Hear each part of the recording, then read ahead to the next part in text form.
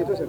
चला. सागरी तट सुरक्षित राहावा म्हणून एक वेगळं अभियान आणि त्यात तुम्ही सहभागी झालात. SP सर्वांपासून सगळेजण सहभागी होते. CISFच्या पुढाकारानं सायक्लेथॉन कोस्टल बचावासाठी वंदे मातरमच्या नावानं 3,500 किलोमीटर रॅली केली जाते आणि ती आज रत्नागिरीतनं सिंधुदुर्गाकडे निघाली असताना जिल्ह्याचा पालकमंत्री म्हणून मी स्वतः, पोलीस अधीक्षक देखील माझ्यासोबत आहेत, CO मॅडम देखील माझ्यासोबत आहेत आणि स्वतः राजेश कुमार देखील माझ्यासोबत आहेत.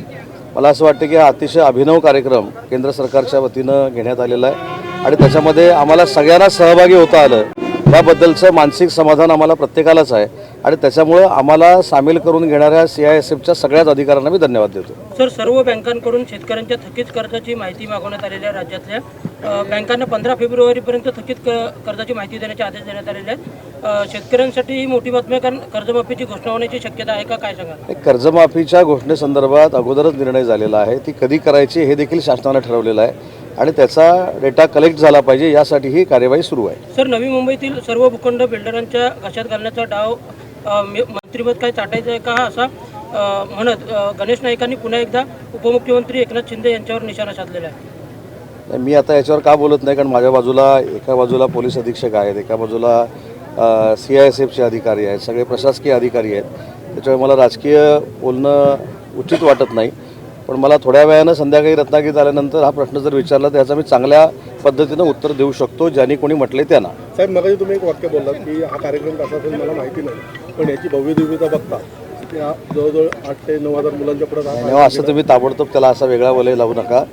अतिशय चांगल्या पद्धतीनं कार्यक्रम रत्नागिरीच्या प्रशासनानं घेतला आहे, CISFनं घेतला आहे. मी माझी भावना व्यक्त केली. मी कुठेही कार्यक्रमावर टीका केली नाही. उलट आपण सगळ्यांनी ह्याच्यामध्ये अजून हा कार्यक्रम मोठा कसा होईल यासाठी बघितला पाहिजे. कारण जसं आपण सैन्यावर सैनिकांना सॅल्यूट करतो त्याच पद्धतीनं CISFचे हे जवानच आहेत आणि त्यांनी केलेला जो उपक्रम आहे त्याला आपण सगळ्यांनी सहकार्य केलं पाहिजे. मी भाषणातनं एखादी गोष्ट बोलली ती ब्रेकिंग होण्यासाठी मी बोललेलो नाही, तर त्याच्यामध्ये माझं असं म्हणणं आहे, मी SP साहेबांना देखील विनंती केली की नक्की CISF काय आहे, पोलीस यंत्रणा कशी चालते हे शालेय विद्यार्थ्यांना कळलं पाहिजे, यासाठी कार्यशाळा घ्यावी असं मी त्याच्यामध्ये म्हटलं. बरोबर आहे, पण पुढच्या वर्षी देखील असा कार्यक्रम होईल, तो भव्यदिव्य होईल का? पुढच्या वर्षी असाच कार्यक्रम जर होणार असेल तर तो देशातला सगळ्यात मोठा कार्यक्रम रत्नागिरीमध्ये असेल. तर शरद पवार यांना राज्यसभेवर पाठवण्यासाठी काँग्रेस शिवसेना अनुकूल असल्याचं दिसते, कारण राज्यसभेतच राहावं पवारांनी, यासाठी तुम्ही पण हटत नाही. मी मगाशी पण सांगितलं, प्रशासनाचे सगळे अधिकारी या प्रेस कॉन्फरन्समध्ये आहेत.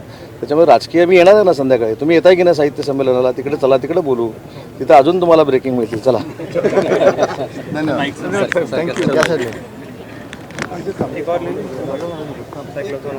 अमोल, मैंने बोल दिया उसमें, वो बैकग्राउंड वॉइस आ गया.